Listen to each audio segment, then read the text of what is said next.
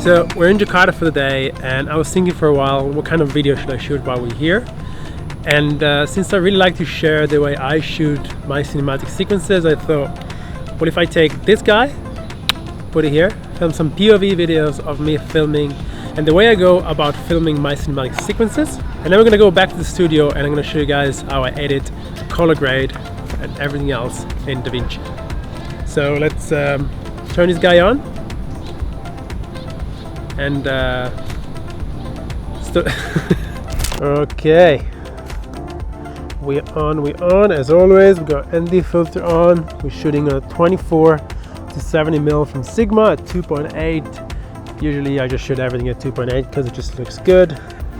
We got 60 frames per second on, and we got a bunch of location ahead of us, so let's walk around, explore. Also, little tip, I always have my Rode mic on, just because I want to capture whatever sound there is in the scene, just to have that crisp audio in case I need it in post. Let's go.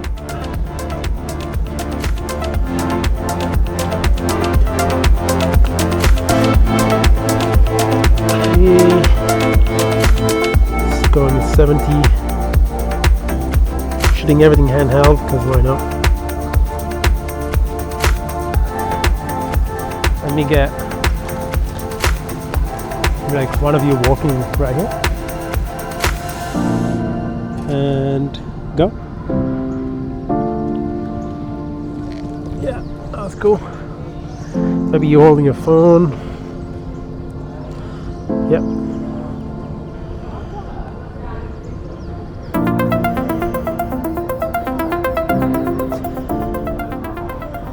It's always cool to have some little details of whatever you're shooting around.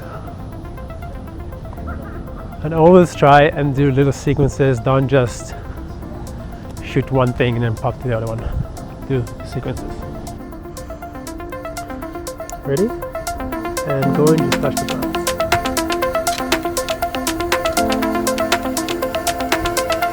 That's good. Just keep walking.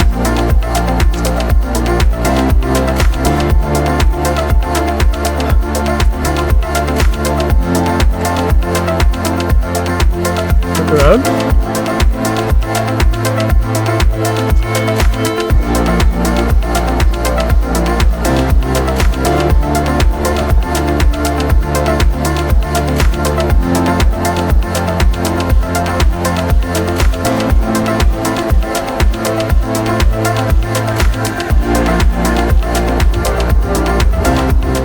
I don't know if you can see it, but there is people playing football over there.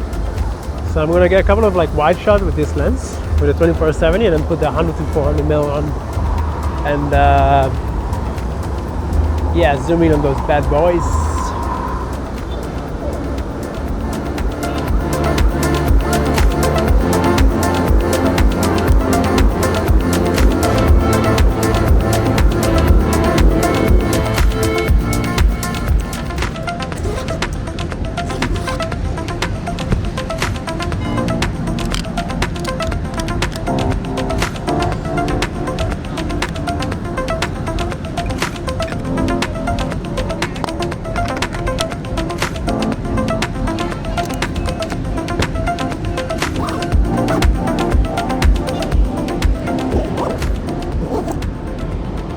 Ooh, this thing is hot.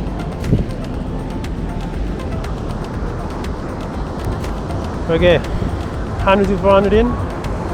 Let's see what we can get. Make sure you get stabilized.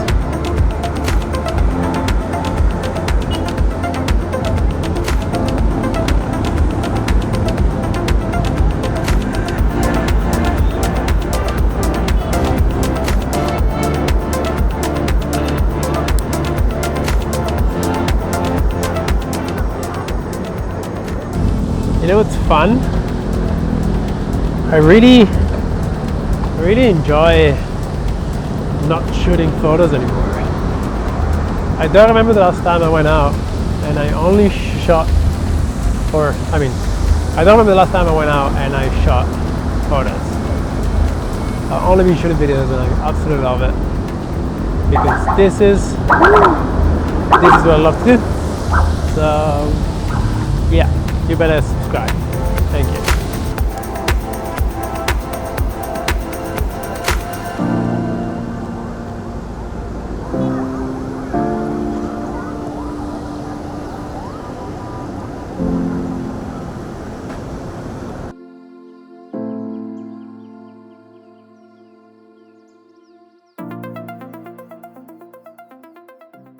And we're back from Jakarta, back in the studio, back in Bali. It was a great trip, a bit too short, if I have to say. I wish I stayed maybe like an extra day just to explore a bit more, but it's always nice to have a bit of a city vibe. Now, you're probably wondering why I have some duct tape on my desk.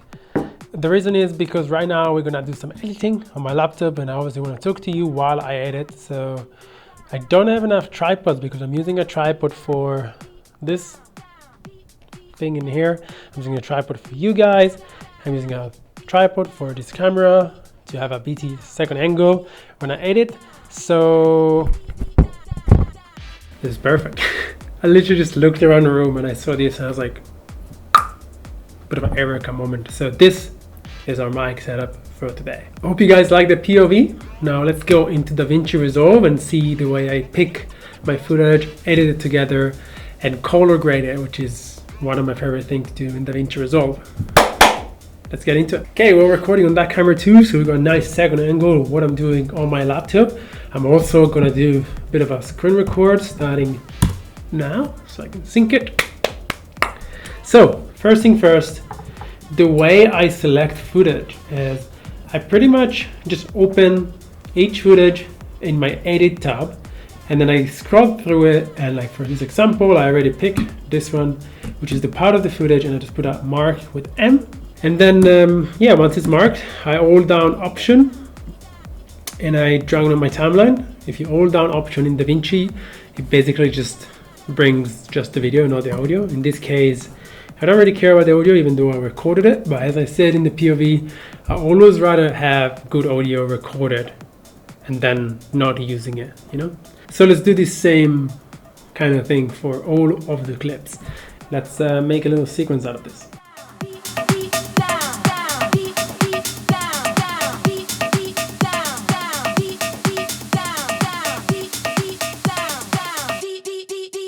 Now that we have a sequence, you're asking yourself, you cut your sequence together, what is to do next? What do I do next? Usually the normal way I would do this, it's cut an initial sequence, then do all the slow motion if I have any, and if I want to do any, and then add the music, and then adjust all of the cuts to the music.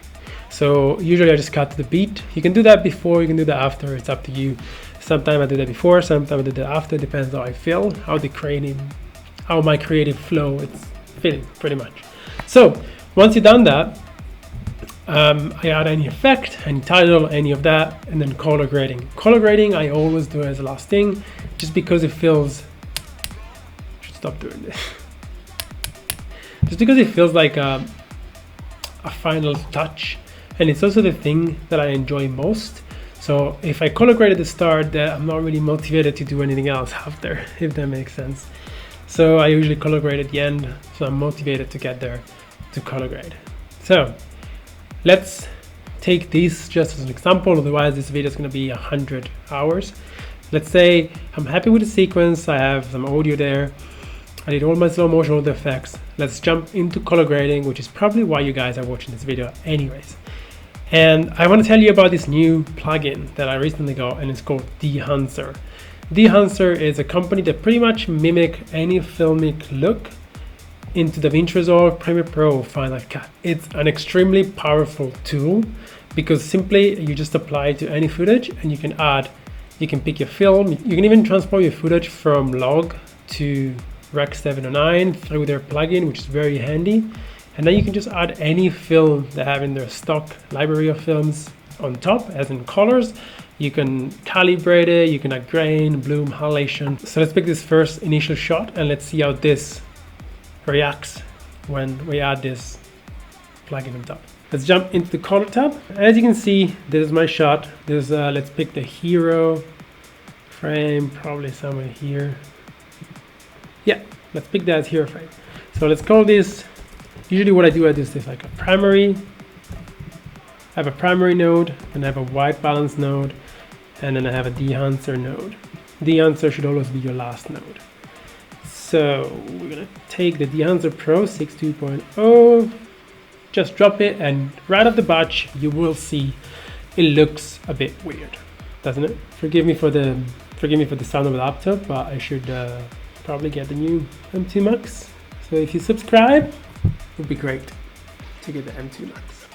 Let's jump into the Dehancer. So as you can see, we have input, fill, compression, expand, print, color head, grain, halation, bloom, vignette, breath, weave. We have so many options, and it can get very overwhelming, to be honest. It's actually pretty easy once you actually learn the main things you have to do. So first thing first, this shot was shot on a Sony a7S III. So we're gonna enter the camera Sony. We're gonna go a7S III, and then we're gonna go S-Log3, S-Gamma3 Cine. That's it. Right off the batch, that is a beautiful Rec 709 conversion. Now, the film, it's pretty much the film that you want, right? So let's say Portra 400. That's what Portra 400 looks like. Or you go Portra 160 NC, which is one of my favorite. You have a bunch of Fujifilm, you have a bunch of Cinestill 50D, like it's one of my favorite. It just looks very, very cool and cinematic.